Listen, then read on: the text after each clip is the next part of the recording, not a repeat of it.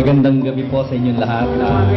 Nagpapasalamat ako sa lahat ng nakibahagi sa pagtitipon na ito ngayon. Maraming salamat po.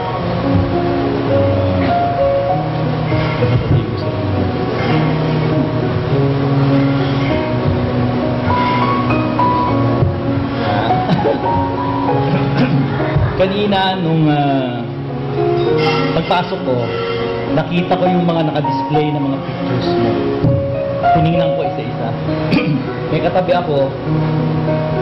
katabi ako, ang sabi ng katabi ko, ang galing naman ng mga photographer na kumuha dito. Ang gaganda raw ng angulo.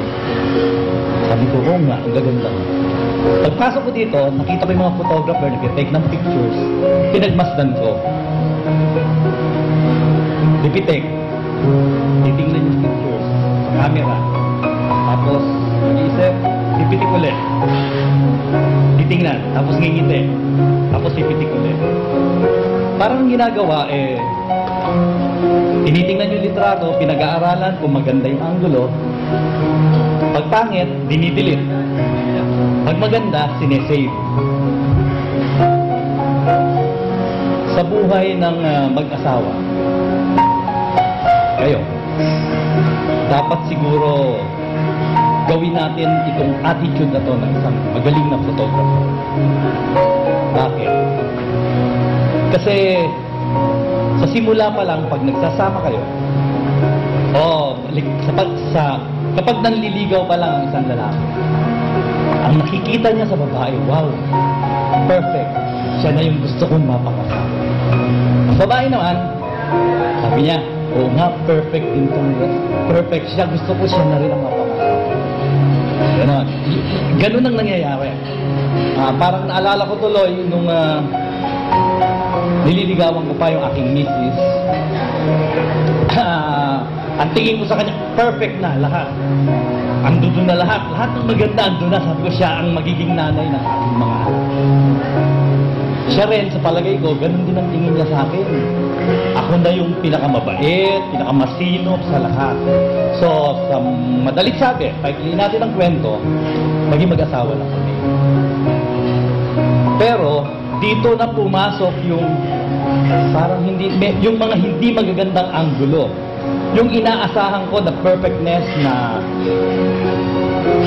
kasi nung pag pumupunta ako sa bahay noon, ang sasarap nung inihahanda na pagkain niya. So sabi ko, ang galing magluto ni Amy.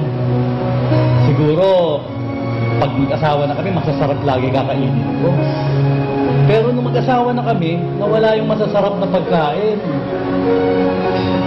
Yung pala, hindi naman siya yung nagluluto yung biyanan ko. So, kung isa akong photographer, nakita ko yung angulo na ito, anong gagawin ko? I-delete ko. Pero hindi ko i-delete. Pinag-aralan ko kung paano mapapaganda. Marunong ako magluto. Mahilig ako magluto. Unti-unti, tinuruan ko siya. O, diba natuto magluto ang mama nyo? Ano paborito niyong niluluto niya?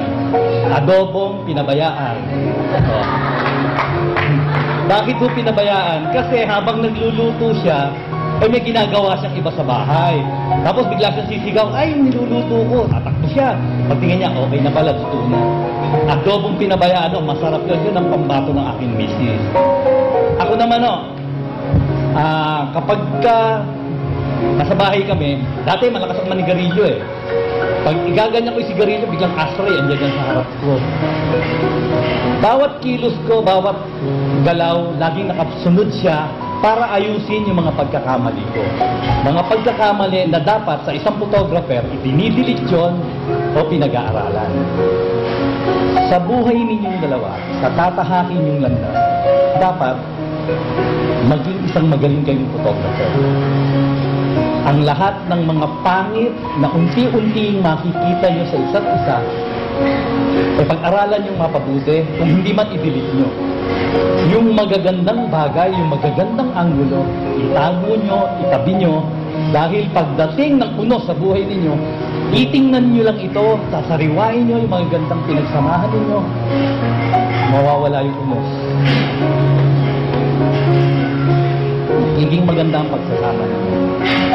Yan ang sikreto namin ng mama mo. 14 32 years and still counting.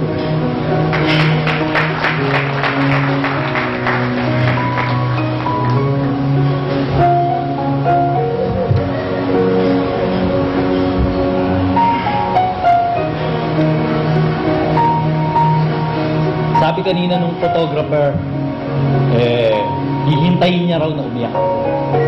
Ako, bakit? Mas matindi kunan pagka umiiyak na yung tatay, ang father of the bride daw. Sa loob-loob ko, bakit ako iiyak? Samantalang dapat nga matuwa ako. Dahil sa halip, hindi naman ako nawalan ng anak. Nadagdagan pa ako ng isang mabuting bata, masipag, masinop. Ito ang sagot ko sa kay Balae. Hindi ako nangihinayang na napangasawa ng aking anak na si Ida, ang anak mo.